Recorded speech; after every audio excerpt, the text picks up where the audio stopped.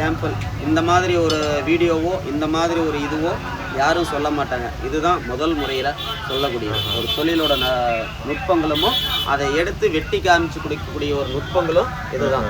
இந்த வாய்ப்பாடு ஒரு கண்ணு மசுற அளவு கூட மடங்காது. இதுதான் இந்த தொழிலோட ரகசியம்.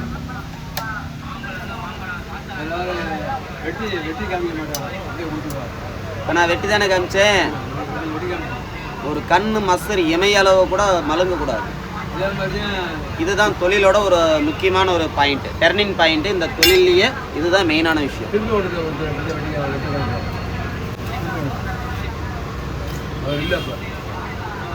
அவர் இறந்து போயிட்டார். என்னதுப்பா?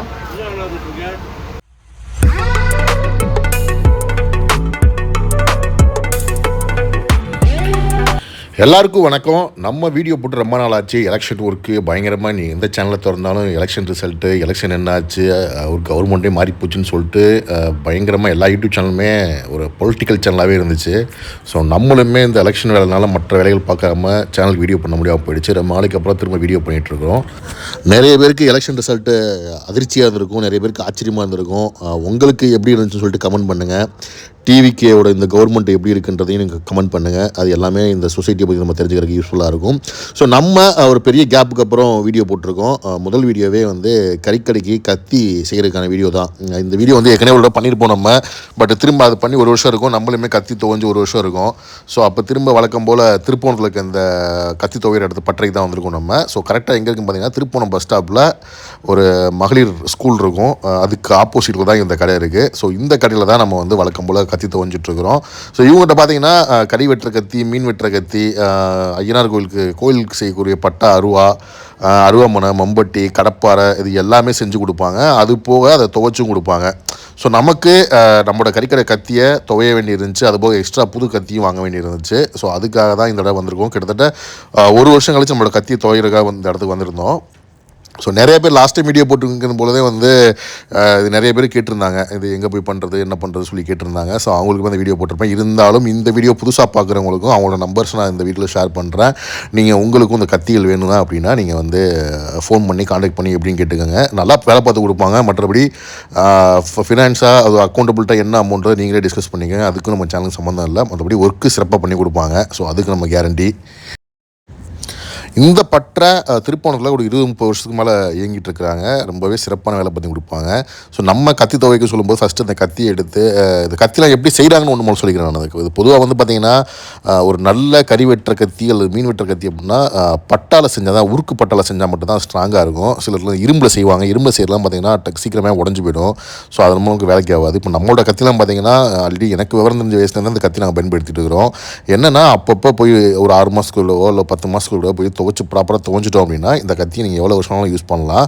ஸோ இதில் தான் ஒரு கத்தி துவையிற மெத்தடு. கத்தி என்ன பண்ணுறாங்கன்னா, நல்லா அடுப்பில் போட்டு அந்த ப்ராப்பர் லெவல் பண்ணிக்கிறாங்க. அது ஒரு ஹை டெம்பரேச்சரில் மாற்றிட்டு, ஸோ அது ப்ராப்பர் லெவல் பண்ணி கத்தியை ஒவ்வொரு சைஸாக கொண்டு வந்துடுவாங்க. அதுக்கப்புறம் அந்த கத்தியை நல்லா பைலிங் பண்ணிவிட்டு, ஸோ கத்தியை ஷேப் பண்ணி, அதாவது வெட்டுற அந்த வாய் இருக்கு இல்லையா, அது கரெக்டான லெவலில் இருக்க மாதிரி வச்சு பிளான் பண்ணிப்பாங்க. ஸோ அதுதான் அவர் பண்ணிகிட்ருக்காரு. இப்போதைக்கு இவர் ஃபஸ்ட்டு அடுப்பில் போட்டு அதை கத்தியை ஷேப் பண்ணி ப்ராப்பரான சைஸுக்கு கொண்டு வந்திருக்காரு.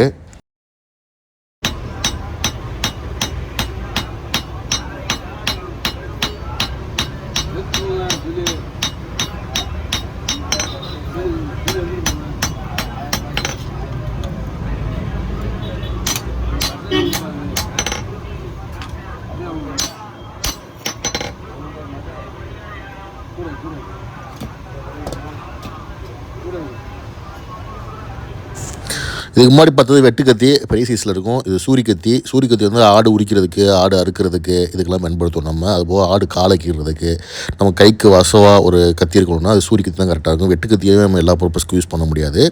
ஸோ அதனால தான் இந்த சூரிக்கத்தியை நம்ம பயன்படுத்துகிறோம். சூரிக்கத்தியுமே பார்த்திங்கன்னா ரொம்ப வருஷம் ஆச்சு நம்ம இந்த கத்தி செஞ்சு. ஸோ எனக்கு சூரிக்கத்தியுமே புதுசாக 2 தேவைப்பட்டுச்சு. நம்மளோட பழைய சூரிய 2 கொடுத்துட்டு அது போக எக்ஸ்ட்ரா ஒரு 2 சூரிய வாங்கிக்கிட்டோம் நம்ம அவர்கிட்ட.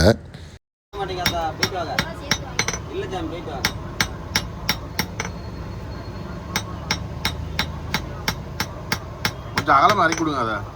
அதை இருக்கு அவ்வளோதான்.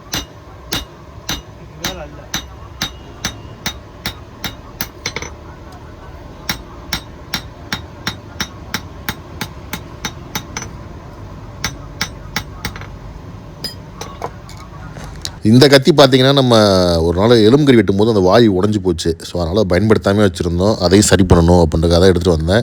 இந்த கத்தியை வந்து பார்த்திங்கன்னா அவுட்டில் பார்த்திங்கன்னா பயங்கரமாக இருக்கும். இப்போ வந்து இதை போட்டு என்ன பண்ணிட்டாங்கன்னா ஃபுல்லாக காய வச்சு அடித்து இறக்கி அந்த கனமான பகுதியெலாம் அந்த வாய்க்கு ஏற்ற மாதிரி கொண்டு வந்துட்டார் அவர்.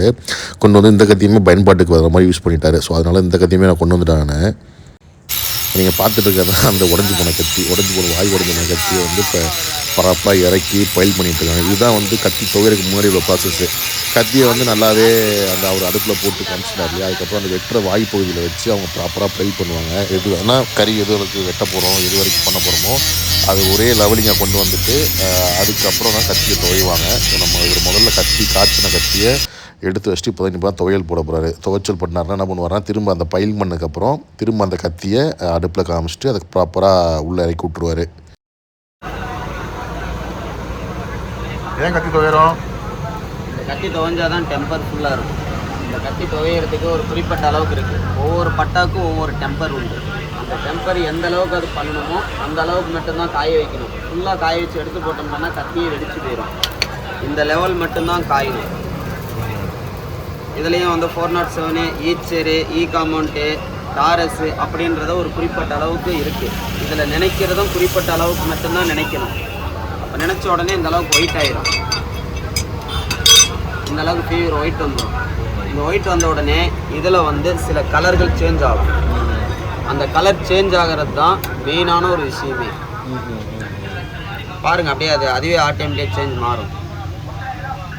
ஃபஸ்ட்டு ப்ளூ கலர் வரும், எல்லோ அடித்து ப்ளூ வந்து அதுக்கப்புறம் அப்படியே வானவில் கலரில் மாறும். அந்த கலர் தான் ஒரு முக்கியமான விஷயம். அதுதான் இந்த தொழிலோட ஒரு முக்கியமான நுட்பங்களே. அதுலேயும் எந்த அளவுக்கு இது பண்ணணுமோ அந்த லெவல்ன்றது வரணும். அந்த பதத்துக்கு மட்டும்தான் இது காய வைக்கணும். அந்த பதத்தில் இருக்கும்போது மட்டும்தான் தண்ணியில் நினைக்கணும். இல்லைன்னா அருவா ரெண்டாக வெடிச்சு போயிடும்.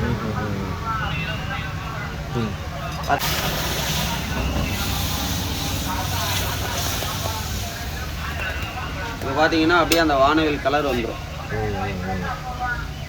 அந்த ரவுண்ட் ஷேப் அந்த வானவில் கலர் வந்துட்டு அந்த வானவில் கலர் வரும்போது தான் அந்த கத்தியோட டெம்பர் வந்தது வெட்டக்கூடிய ஒரு தன்மை படைச்சதாயிரும்.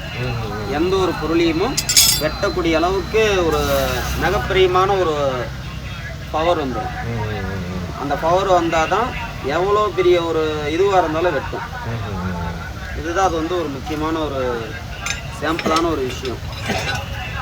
சாம்பிள் இந்த மாதிரி ஒரு வீடியோவோ இந்த மாதிரி ஒரு இதுவோ யாரும் சொல்ல மாட்டாங்க. இதுதான் முதல் முறையில் சொல்லக்கூடிய ஒரு தொழிலோட நுட்பங்களும் அதை எடுத்து வெட்டி காமிச்சு கொடுக்கக்கூடிய ஒரு நுட்பங்களும் இதுதான். இந்த வாய்ப்பாடு ஒரு கண்ணு மசுற அளவு கூட மடங்காது. இதுதான் இந்த தொழிலோட ரகசியம். அண்ணன் பேர் முனியப்பன். அவரும் அவங்க அப்பாவும் சேர்ந்து அந்த கடைசி நடத்திட்டு இருக்காங்க. நான் அண்ணனோட நம்பர் நான் அந்த வீடியோவில் கொடுக்குறேன். ஸோ நீங்கள் எந்த ஊரில் இருந்தாலும் அவருக்கு ஃபோன் பண்ணி கேட்டுக்கோங்க. உங்களுக்கு எந்த மாதிரி கத்தி வேணும்னு சொல்லி கேட்டுக்கோங்க. அல்லது உங்கள்கிட்ட வேறு கத்தி இருந்தாலும் அருவாவோ அல்லது கோவிலுக்கான அருவாலோ பெரிய சைஸ் அருவாலோ செய்யணும் கூட அவங்களும் செஞ்சு கொடுப்பாங்க. ஸோ இவங்களோட நம்பர் வந்து நீங்கள் ஃபோன் நம்பர் தரேன். அல்லது நீங்கள் நேரடியாகவே போனால் கூட நீங்கள் திருப்போணத்துக்கு போனீங்கன்னா கூட இவரை பார்த்து வாங்கிக்கலாம் நீங்கள். ஸோ இவரை காண்டாக்ட் பண்ணிக்கோங்க.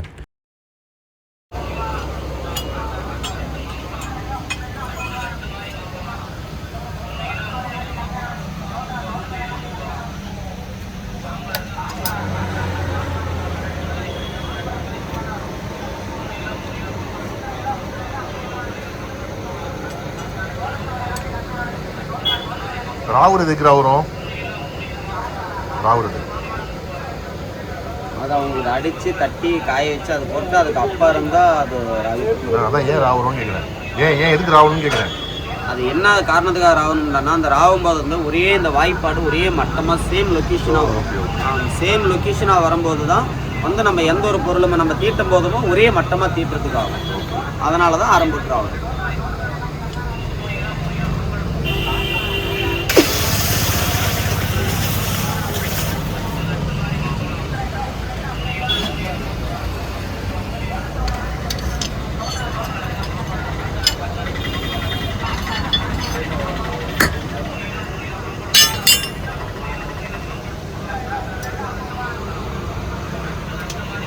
ஒரு நூல் கண் மசுற அளவு கூட மலங்காது.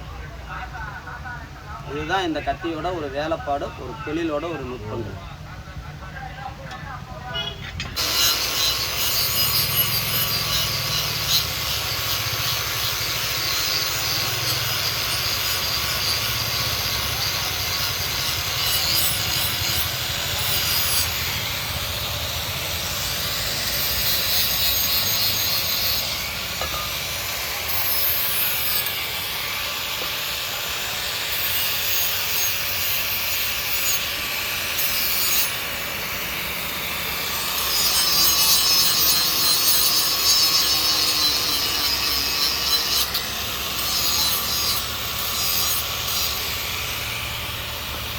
துவச்சு போட்டால் தான் அது டெம்பராக நிற்கும். இந்த வெட்ரூம் வந்து நம்ம இரும்பவே வெட்டக்கூடியது. இந்த அடக்கல்ல பனையவே கூட வெட்டோம். அந்த அளவுக்கு எவ்வளோ அதை துவச்சு பார்க்கணும். அதுதான் ஒரு முக்கியமான விஷயம்.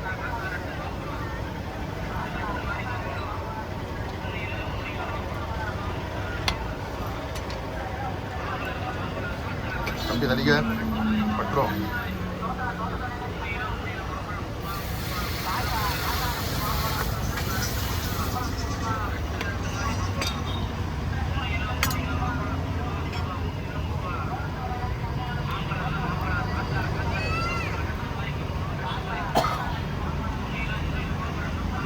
இந்த வானவில் கலர்லேயே மாறின உடனே இதை மாற்றினோம்டான்னா மழுங்கும்.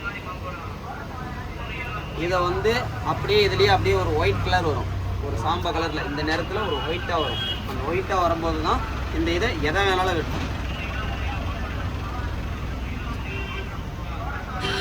எல்லா வகையான அருவாவும் எல்லா வகையான கத்தியும் இவங்ககிட்ட இருக்கும். சின்ன சைஸ்லேருந்து பெரிய சைஸ் வரைக்கும் அடித்து கொடுப்பாங்க, ப்ராப்பராக பண்ணி கொடுப்பாங்க. ஒவ்வொன்றும் அது சைஸ்க்கு ஏற்ற மாதிரி ரேட்டு உங்ககிட்ட இருக்குது. ஸோ உங்களுக்கு வேணும்னா நீங்கள் சந்திரசேகர் அவங்க அப்பாவுக்கு அல்லது முனியை பொண்ணுக்கும் நீங்கள் கால் பண்ணி பேசி ஆர்டர் பண்ணிக்கோங்க. ஸோ நம்ம இங்கேருந்து கிளம்பிட்டோம். அடுத்ததாக வேறு ஒரு வீடியோ பார்க்கலாம். இப்போ தான் சேனல் ஃபஸ்ட் டைம் பார்க்குறேன்னா தயவு செஞ்சு சப்ஸ்கிரைப் பண்ணி பாருங்கள். அப்போ தான் நிறைய வீடியோஸ் போடுறதுக்கு கரெக்டாக இருக்கும். இப்படி தோஞ்சிட்டு போன கத்தியை நம்ம உடனடியாக யூஸ் பண்ணிட முடியாது அப்படியே. ஸோ ப்ராப்பராக அங்கேருந்து கொண்டு வந்ததுக்கப்புறம் திரும்பவும் கத்தியை நம்ம தீட்டணும். கத்தி நீங்கள் என்னன்னா துவஞ்சிட்டே இருந்தாலும் அடிக்கடி கத்தியை துவைய முடியாது. அதோட வெயிட்டு எல்லாமே குறைஞ்சிட்டே வந்துடும். ஸோ கத்தியை ப்ராப்பராக யூஸ் பண்ணுறத பொறுத்து தான் அது கத்தியோட லைஃப் வந்து அதிகமாகும். இப்படி துவஞ்சிட்டு வந்த கத்தியை நீங்கள் ப்ராப்பராக கல் போட்டு மண் போட்டு ப்ராப்பராக தீட்டி வைக்கணும். நம்ம அதுதான் பண்ணுவோம் நம்ம. ஸோ அப்படி தான் இந்த கத்தியை வந்து ப்ராப்பராக மெயின்டைன் பண்ண முடியும். உங்களுக்கு ஏதாவது தேவைகள் இருந்தது, கறிக்கடை பற்றி டவுட்ஸ் இருந்துச்சுன்னா நீங்கள் எனக்கு கால் பண்ணலாம். சேனலோட நம்பர் வந்து வீடியோவில் இருக்கும். ஸோ நீங்கள் இன்னொரு வீடியோ சந்திக்கலாம். கண்டிப்பாக மறக்காமல் சேனலை சப்ஸ்கிரைப் பண்ணுங்கள். நீங்கள் சப்ஸ்கிரைப் பண்ணால் தான் நிறைய வீடியோஸ் போடுறதுக்கு கொஞ்சம் சந்தோஷமாக இருக்கும். அப்போ தான் வீடியோ கொஞ்சம் இன்னும் ஆர்வமாக வீடியோ பண்ண முடியும். கேப் விட்டக்கான காரணமும் அதுதான். நம்ம இவ்வளோ தேடி வீடியோஸ் பண்ணுறோம், ப்ராப்பராக யாருமே பார்க்க மாட்டேங்கிறாங்க. அந்த ஒரு டயர்னஸ் வந்துடும் இல்லையா? ஸோ அது இல்லாமல் தான் தொடர்ச்சியாக இயங்கணும் அப்படின்னா நீங்கள் சப்போர்ட் பண்ணால் மட்டும்தான் அந்த வீடியோஸ் நிறைய நம்ம வீடியோ எடுக்க முடியும். ஸோ மறக்காமல் சேனலை சப்ஸ்கிரைப் பண்ணி பாருங்கள். உங்களை சப்போர்ட் பண்ணுங்கள். அவர்கிட்ட நான் கேட்ட இன்னொரு முக்கியமான விஷயம், நீங்கள் இப்படி அருவாலாம் செய்கிறீங்க இல்லையா, நிறைய குற்றச்செயல்கள் நடந்துகிட்ருக்கு, க்ரைம்லாம் நடந்துகிட்ருக்கு, அதுக்கெலாம் அருவா செய்ய சொல்லுவாங்களா, ஆட்கள் வருவாங்க கேட்கும்போது அவர் சொன்னார் எல்லா பற்றிலையுமே வந்து போலீஸ் வந்து சிசிடிவி கேமரா வச்சுருப்பாங்க அப்படின்னு சொல்லியிருந்தாரு.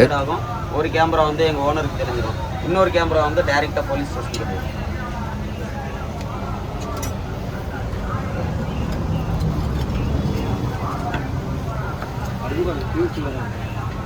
ரொம்ப நன்றிங்கய்யா.